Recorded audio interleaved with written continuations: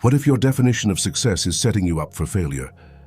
Clayton Christensen, one of Harvard Business School's most respected professors, spent decades training the world's future leaders. These were people with sky-high IQs, polished resumes, and limitless ambition. But something troubled him deeply. Years after graduation, many of his brightest students weren't thriving. They were lost, divorced, disconnected from their kids, trapped in careers they hated. From the outside, they were winning. But inside, they were falling apart. That's what inspired How Will You Measure Your Life? This book flips traditional success on its head. It's not about climbing the ladder faster. It's about making sure it's leaning against the right wall. In this video, we'll break down 4 timeless lessons from the book, each one designed to help you avoid regret, live on your terms, and build a life that's not just impressive, but deeply fulfilling. If this book sounds valuable, grab a free copy with the Audible link below. And don't forget to subscribe for more high-impact summaries. Let's start with the first principle. It's deceptively simple, but it changes everything. Success isn't achievement, it's alignment. You can hit every external goal, 6 figures, corner office, social media clout, and still feel empty. Why? Because you're achieving things that don't match what matters most to you. Christensen noticed something heartbreaking. Many high achievers never define their own version of success. They follow the script handed to them, get into a top school, land the high-status job, climb the ladder. But they never pause to ask, do I even want what I'm chasing? Imagine spending 10 years building a career and realizing it's not the life you actually want. That's not rare, that's normal. So here's your first move. Take 10 quiet minutes this week to write your personal definition of success, not based on what gets applause, based on what brings peace. Ask, when I'm 80, what will I wish I had done more of?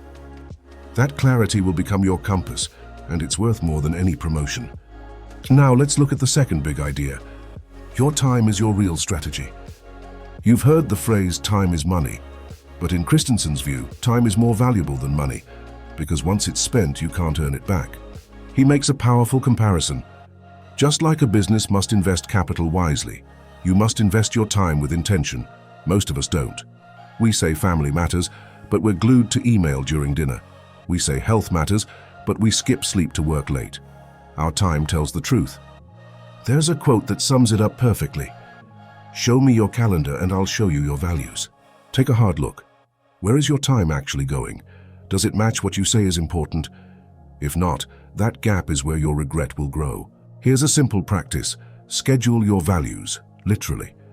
If health matters, put workouts in your calendar. If friendship matters, lock in calls or meetups. If rest matters, block off downtime. Otherwise, life will get filled by noise. And remember, every yes is a no to something else. Be ruthless about your yeses. The third lesson is emotional, but it might be the most important. Relationships are your greatest long-term investment. Your career will have highs and lows. Money will come and go. But your relationships, they're what you'll remember and be remembered for. Christensen saw too many people sacrifice their personal lives for professional gain. They thought they could make it up later. They couldn't. Broken bonds, neglected children, fading friendships, these were the real costs of their success. He made a non-negotiable rule: never work on Sundays. That wasn't laziness, it was loyalty. Loyalty to his wife, his kids, his faith. That line protected what mattered most. And here's the truth. Relationships don't fall apart overnight, they wither. Slowly, quietly. Missed dinners, half-present conversations, forgotten birthdays. Eventually the connection fades, and rebuilding it takes 10 times more effort. Think of your relationships like bank accounts. Every kind word, shared laugh, or simple text is a deposit. Go too long without depositing, and you go bankrupt. So who are your most important people? Have you invested in them this week? Let's pause for a moment. Recap the first 3 truths. 1. Don't chase achievement. Align your life with what really matters. 2. Time is your true strategy. Spend it with intention.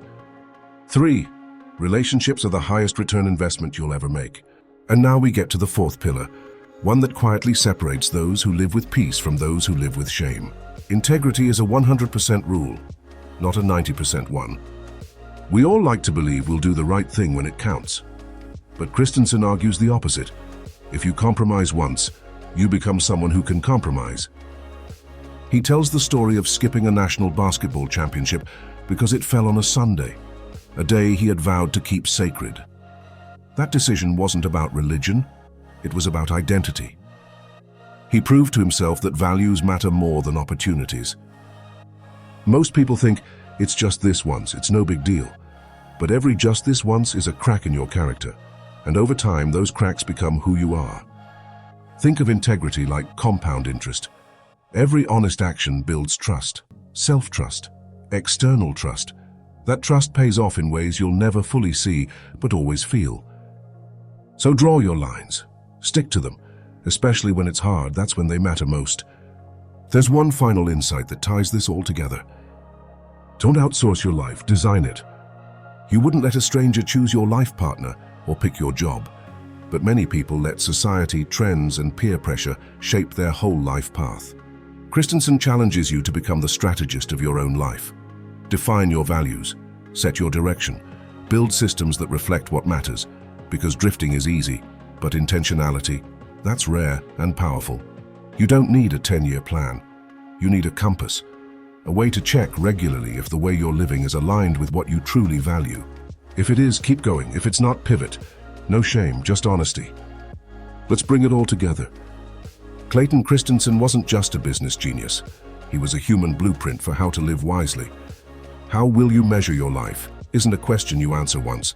It's a question you live into every single day. So how will you measure yours? By your income or by your impact? By your productivity or your presence?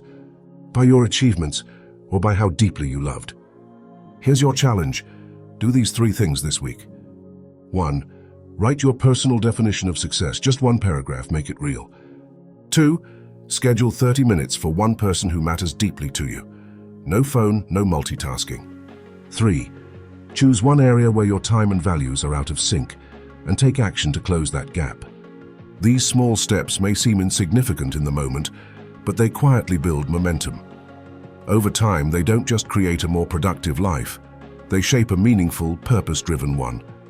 It's in the consistency, not the grand gestures, that lasting change is made. You get one life. No rewinds, no do-overs. Make it one you're proud to look back on. One that stands up to your own measure of meaning, not just the world's idea of success. If this book sounds valuable, grab a free copy with the Audible link below. And don't forget to subscribe for more high-impact summaries. Thanks for watching. Have a wonderful day.